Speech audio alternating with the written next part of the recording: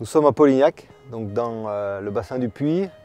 Nous avons réalisé un aménagement pour l'embellissement du bourg avec une surface de 1700 m² de galets sciés en basalte.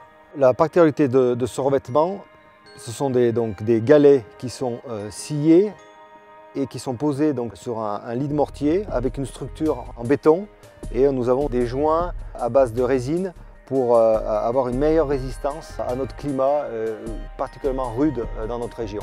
Ce galet scié est extrait de la Loire ou de l'Allier pour cette origine-là. Il a été après transporté sur l'agence de Brassac-les-Mines où il est scié d'une façon mécanique avec des machines. Derrière moi, de l'autre côté du bâtiment, on a une trémie d'alimentation qui alimente aussi les 3 machines pour scier les galets.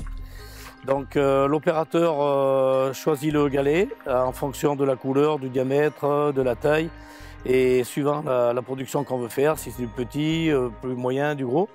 Et à ce moment-là, il se retourne, pose sur une machine alimentée avec de l'eau et qui est équipée de disques diamants. Après, bon, je vous en dis pas plus, c'est le secret de notre production. Donc la SARL Durand-Philippe, on est présent donc sur 3 sites. Le siège social est ici en Haute-Loire, siège administratif également en Haute-Loire. On est présent dans le Puy-de-Dôme et à Béziers, à Montadier. On est une quarantaine de CDI sur cette société-là, avec des CDD en cas de pic d'activité. C'est du semi-artisanat et en fait la SARL Durand-Philippe respecte à la lettre les méthodes de pose traditionnelles.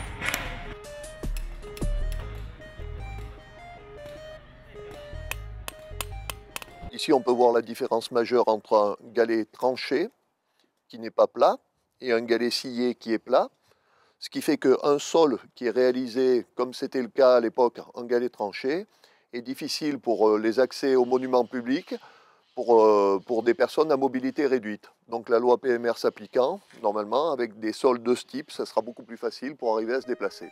Et la deuxième chose, on est en phase avec le Grenelle de l'environnement pour les bilans carbone, puisqu'on utilise des matériaux locaux.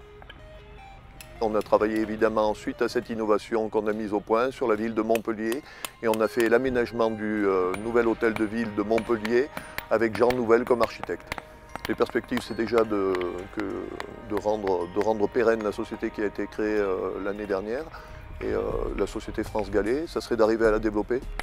Et ensuite, ça serait d'arriver à prendre des marchés sur cette période qui est difficile, ça serait d'arriver à prendre des marchés avec ce processus qui est nouveau. Voilà.